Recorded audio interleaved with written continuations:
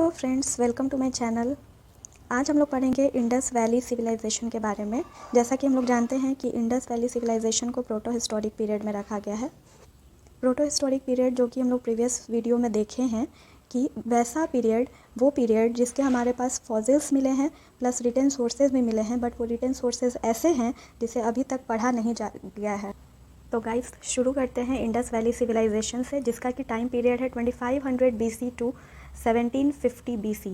ये एक urban civilisation था। अभी तक जो हमने पढ़ा वो विलेज इकोनॉमी थी, लेकिन ये जो सिविलाइजेशन है वो अर्बन सिविलाइजेशन है। तो सिविलाइजेशन कहते किसको है? When a particular number of people in a particular area follows similar culture, then that group of people is called civilization। जब किसी पर्टिकुलर एरिया में कोई particular number of people similar culture को फॉलो करता है तो उस ग्रुप ऑफ पीपल को हम लोग सिविलाइजेशन कहते हैं। ठीक है, नेक्स्ट हम लोग पढ़ेंगे इसी इंडस वैली सिविलाइजेशन को हम लोग हड़प्पा सिविलाइजेशन के नाम से भी जानते हैं। क्यों? क्योंकि हड़प्पा जो साइट था वो सबसे पहले इवैक्यूएट हुआ था, सबसे पहले खोजा गया था। अगर हम वर्ल्ड्स मोस्ट ओल्ड सिविलाइजेशन की बात करें तो वो था हमारा मेसोपोटामियन सिविलाइजेशन, जो कि इराक की सिविलाइजेशन थी। और हमारा जो इंडस वैली सिविलाइजेशन है वो इसके बाद है और इसी के समकालीन था, यानी इसी के कंटेम्प्रेरी था हमारा Indus valley civilization. And third जो सबसे ओल्ड जो सिविलाइजेशन है वो है हमारा चाइनीज़ सिविलाइजेशन। एंड फोर्थ है हमारा इजिप्टियन सिविलाइजेशन।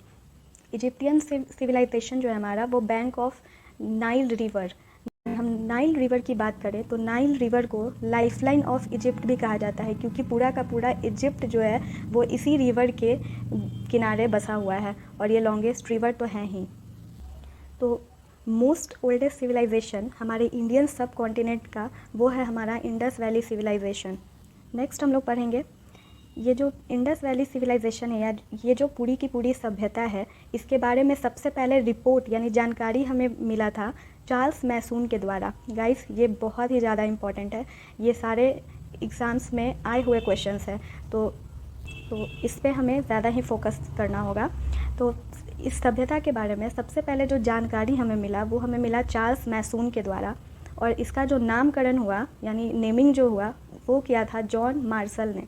एंड इसका जो सर्वे था यानी इसे जो पढ़ाई जिसने इसका स्टडी किया वो थे हमारे अलेक्जेंडर कनिंघम। अलेक्जेंडर कनिंघम को ही फादर ऑफ आर्कियोलॉजी भी कहा जाता है। इवैक्यूएटेड बाई यानी इसकी जो खुदाई हुई वो किसने किया? तो दयाराम साहनी ने। आई होप कि आप लोगों को यहाँ तक ये वीडियो समझ में आया हो। नेक्स्ट हम लोग देखेंगे कि इंडस वैली सिविलाइजेशन जो थी वो ब्रॉन्ज एज सिविलाइजेशन थी। यानी ब्रॉन्ज एज मतलब, ब्रॉन्ज का मतलब alloy of copper and tin. ये जो थी ब्रॉन्ज एज सिविलाइजेशन थी, यानी इस टाइम पीरियड में ब्रॉन्ज का यूज़ होता था। नेक्स्ट हम लोग पढ़ेंगे कॉपर, ब्रॉन्ज, सिल्वर, गोल्ड, ये सभी पाए गए थे, लेकिन इस सभ्यता के जो लोग थे वो अनफेमिलियर थे। किससे? तो आयरन से। ये काफ़ी ज़्यादा इंपॉर्टेंट क्वेश्चन है जो कि हमेशा एग्ज़ाम्स में देखे जाते हैं। एग्ज़ाम्स में कुछ ऐसा पूछा जाता है कि इंडस वैली सिविलाइजेशन के जो लोग थे वो किससे अनफेमिलियर थे? तो आयरन से। नेक्स्ट जो हम लोग पढ़ेंगे तो इस मोर दैन 100 साइट्स इवैक्यूएट हुए थे। तो गाइस, अब हमारे मन में ये क्वेश्चन आएगा कि आखिर इस सभ्यता के बारे में हमें पता कैसे चला, हमें सबसे पहले इसकी जानकारी कहाँ से मिली? तो हम लोग देखेंगे 16 अप्रैल 1853 इस टाइम जो थे हमारे गवर्नर जनरल थे लॉर्ड डलहौजी, जिसका टाइम पीरियड था हमारा 1848 से लेकर 1856 तक। इन्होंने पहला पैसेंजर ट्रेन जो है वो इंडिया में स्टार्ट किया था। उस ट्रेन का नाम था ब्लैक ब्यूटी, और जो ट्रेन थी हमारी चलती थी बॉम्बे टू थाने यानी 35 किलोमीटर।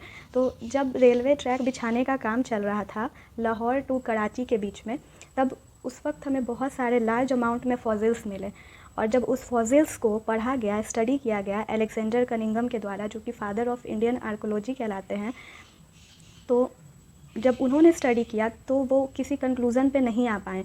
तो उसके बाद जो है लॉर्ड कैनिंग, जिनका टाइम पीरियड था, हम लोग टाइम पीरियड भी साथ में देखते चलेंगे, तो हमारे जो लॉर्ड कैनिंग थे जिनका कि टाइम पीरियड था 1856 से 1862 तक, जब ये गवर्नर जनरल बने और जब इन्हें पता चला इन फॉसिल्स के बारे में, तो इन्होंने भी ज़्यादा कुछ नहीं किया, बस एक बिगेस्ट म्यूज़ियम बना दिया जिसका नाम है इंडियन म्यूज़ियम, और जो कोलकाता में है। ठीक है, नेक्स्ट हम लोग पढ़ेंगे कि इसके बाद जो हमारे गवर्नर जनरल बने 1899 से 1905 तक, जो कि थे लॉर्ड कर्जन, जो कि खुद एक आर्कियोलॉजिस्ट थे। और लॉर्ड कर्जन फेमस है बंगाल विभाजन को लेकर। इन्होंने ही बंगाल डिवीज़न किया था।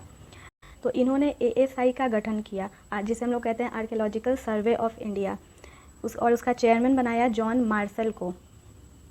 और जॉन मार्शल ने 2 टीम बनाई, एक दयाराम साहनी की और एक RD बनर्जी की। तो इन दोनों ने, दयाराम साहनी ने 1921 में हड़प्पा नाम के साइट की खोज की। हड़प्पा जो कि रावी नदी के किनारे था, और ये मोंटगोमरी जो कि लाहौर में है वहाँ पे पाया गया। सेकेंड जो RD बनर्जी की टीम थी, उन्होंने 1922 यानी अगले ही साल मोहनजोदारो साइट को इवैक्यूएट किया, जो कि इंडस रिवर के किनारे थी।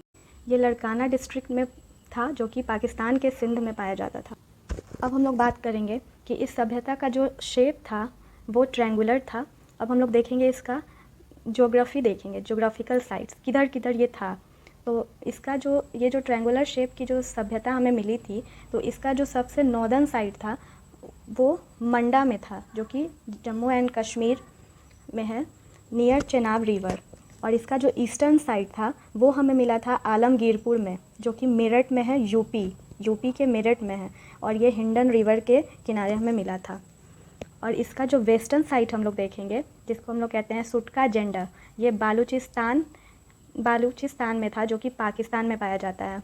और इसका जो हम लोग साउदर्न साइड जो हमें देखने को मिला, उसको हम लोग कहते हैं दैमाबाद, जो कि महाराष्ट्र में है और गोदावरी रिवर के किनारे है। इस सभ्यता की जो 2 सबसे खास बात थी, वो पहली थी सिटी प्लानिंग एंड दूसरी थी वाटर ड्रेनेज सिस्टम। और ये बहुत ज़्यादा इंपॉर्टेंट है गाइस, ये हमेशा एग्ज़ाम्स में देखने को मिल जाते हैं। नेक्स्ट पॉइंट हम लोग देखेंगे, मैक्सिमम साइट जो है वो हमें गुजरात से मिला था, लगभग 200 से भी ज़्यादा। अब हम लोग पढ़ेंगे कुछ इम्पॉर्टेंट साइट्स, और वो किस रिवर के पास पाए गए हैं और किसने उसे इवैक्यूएट किया है, यानी आर्कियोलॉजिस्ट कौन है। तो पहला साइट है हड़प्पा, और ये काफ़ी ज़्यादा इंपॉर्टेंट है। आप लोग अगर हो सके तो इसे पूरा याद ही कर ले, खासकर ये इंपॉर्टेंट साइट्स एंड ये किस रिवर के किनारे हैं, ये तो बहुत ही ज़्यादा इंपॉर्टेंट है। तो पहला हम लोग देखेंगे हड़प्पा, जो कि रावी रिवर के किनारे है, एंड आर्कियोलॉजिस्ट हैं दयाराम साहनी। इसकी खोज की थी दयाराम साहनी ने। सेकेंड हम लोग पढ़ेंगे मोहनजोदड़ो, जो कि इंडस रिवर के किनारे है, एंड इसे खोजा था RD बनर्जी जी ने। थर्ड हम लोग देखेंगे सुटका जेंडर, जो कि डस्ट रिवर के किनारे है, और इसे खोजा था RL स्टाइन ने।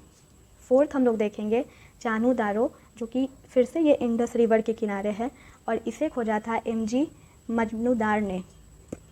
फिफ्थ हम लोग देखेंगे आलमगीरपुर, जो कि हिंडन रिवर के किनारे है, और इसे खोजा था YD शर्मा ने। सिक्स्थ हम लोग देखेंगे दैमाबाद, जो कि गोदावरी रिवर के किनारे है, और इसे खोजा था MS वत्स ने। सेवेंथ हम लोग देखेंगे बानवली, जो कि सरस्वती रिवर के किनारे है, और इसे खोजा था RS वेस्ट ने। नेक्स्ट अगर हम लोग बात करें तो लोथल, जो कि एक पोर्ट था, और ये था हमारा भोगवा रिवर के किनारे, और इसे खोजा था आर्कियोलॉजिस्ट SR राव ने। नाइन्थ अगर हम लोग बात करें तो कालीबंगा, जो कि घाघर रिवर के किनारे थी, एंड इसे खोजा था ए घोष ने। नेक्स्ट रंगपुर, जो कि साबरमती रिवर के किनारे है, और इसे खोजा था MS वत्स ने। नेक्स्ट जो हम लोग बात करेंगे धौलावीरा, जो कि ये किसी रिवर के किनारे नहीं है, ये रन ऑफ कच्छ, जो कि गुजरात में है, वहाँ से ये पाया गया था, और इसे खोजा था RS वेस्ट ने। नेक्स्ट है राखी गढ़ी, ये भी काफ़ी ज़्यादा इंपॉर्टेंट है, जो कि सरस्वती रिवर के किनारे पाया गया, और इसे भी खोजा था RS वेस्ट ने। नेक्स्ट हम लोग बात करेंगे रोपर, जो कि सतलज नदी के किनारे पाया गया है, इसे खोजा था YD शर्मा ने। नेक्स्ट हम लोग बात करेंगे कोट दिजी, जो कि इंडस रिवर के किनारे पाया गया था, और इसे खोजा था दुर्रे ने। तो गाइस अभी जो हमने जितने भी साइट पढ़े हैं ना, उसको हम लोग डिटेल्स में पढ़ेंगे, लेकिन वो नेक्स्ट वीडियो में पढ़ेंगे, क्योंकि एक ही वीडियो में अगर मैं वो सारा बताऊंगी तो वीडियो काफ़ी लंबा हो जाएगा। तो नेक्स्ट पार्ट 2 आएगा इसका, तो उसमें मैं इसके सारे फीचर्स, और वो काफ़ी ज़्यादा इंपॉर्टेंट है, उससे भी बहुत क्वेश्चन आते हैं। तो गाइस मिलते हैं नेक्स्ट वीडियो में पार्ट 2 के साथ। अगर आपको मेरा ये वीडियो अच्छा लगा हो, अगर आपके लिए थोड़ा भी हेल्पफुल है, तो लाइक शेयर एंड सब्सक्राइब करना ना भूलें।